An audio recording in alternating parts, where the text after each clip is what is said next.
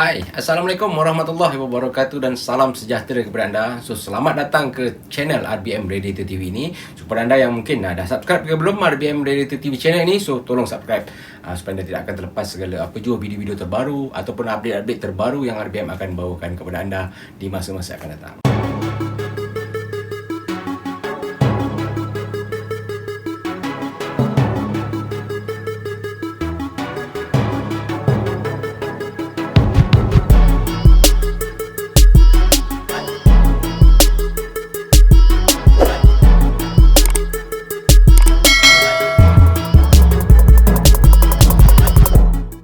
So, untuk video kali ini RBM nak sharekan kepada anda iaitu apakah kebaikan coolant dan juga keburukan coolant ni yang wajib anda tahu. Okey, ini adalah penting jika anda memiliki kereta, anda wajib tahu apakah kebaikan dan keburukan tentang coolant ni jika anda menggunakan coolant ni ke dalam sistem radiator kereta anda. Sebelum ni RBM dah kongsikan banyak dah tentang coolant ni. So, sekarang kita nak cerita lebih detail sedikit apakah kebaikan dan juga keburukan tentang coolant ni.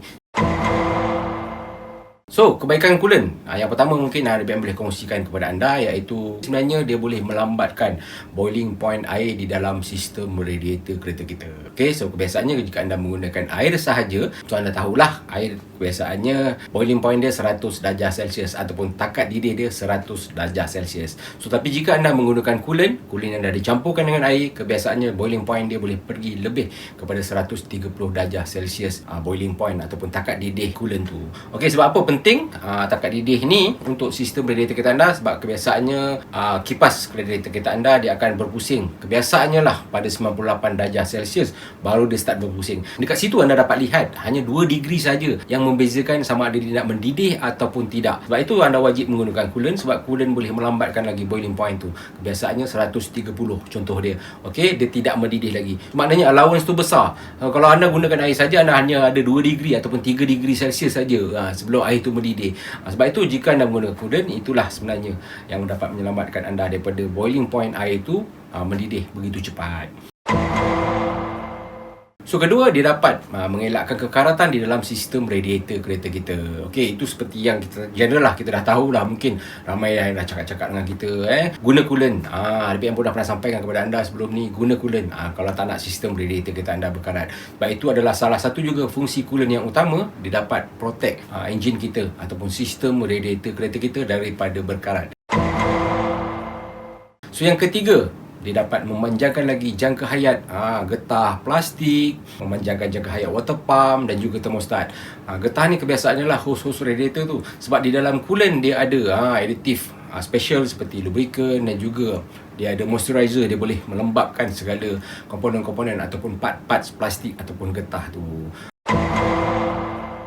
Yang keempat, dia dapat menyelamatkan daripada enjin kereta anda damage teruk. Contoh dia seperti silinder head warp, bengkok ataupun gasket silinder head anda terbakar jika berlaku kebocoran pada sistem radiator kereta anda.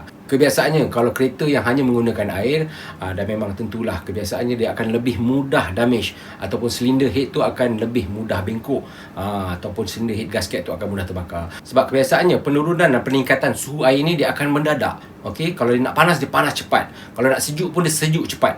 Sebab itu kebiasaannya head damage ataupun silinder head bengkok ni disebabkan oleh perubahan suhu yang mendadak.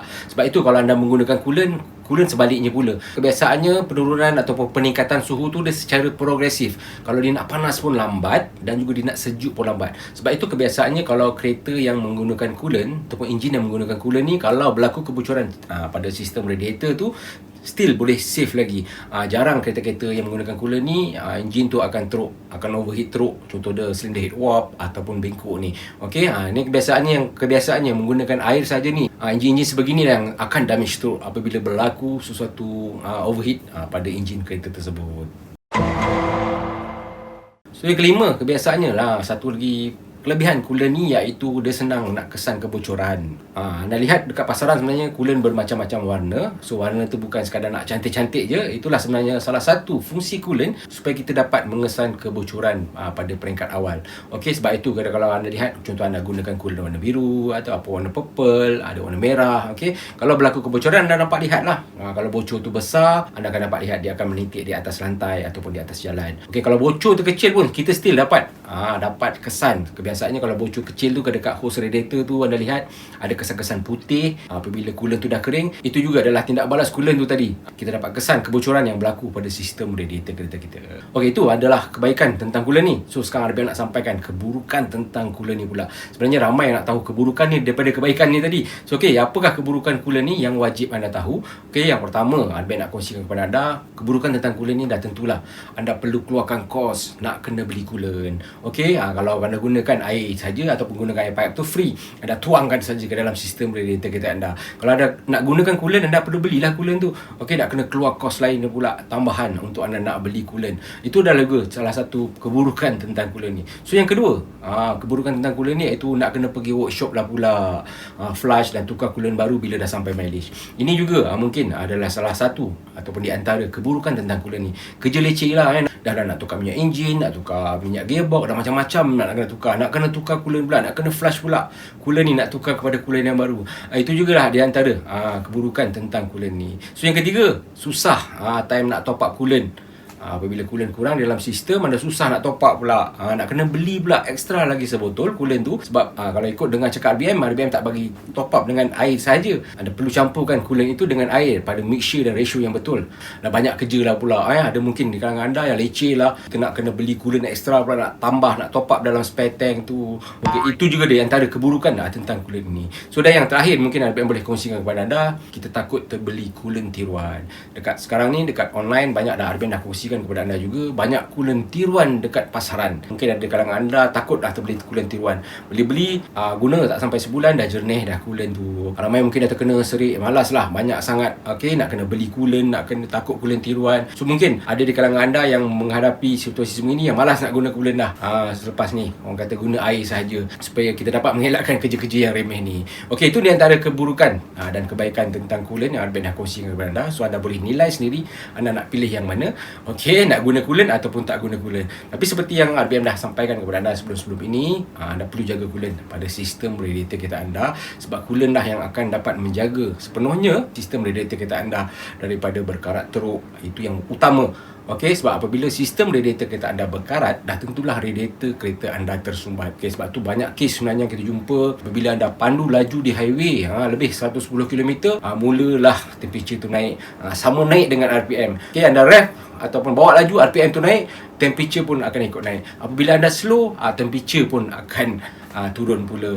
Okey, itu di antaranya implikasi disebabkan anda tidak menggunakan coolant tadi. Adalah satu yang utama, paling worst adalah sistem radiator kereta anda berkarat. Itu sebenarnya yang akan mengundang keadaan yang lebih buruk lagi di masa akan datang jika anda tak jaga ataupun anda tak gunakan coolant ni pada sistem radiator kereta anda.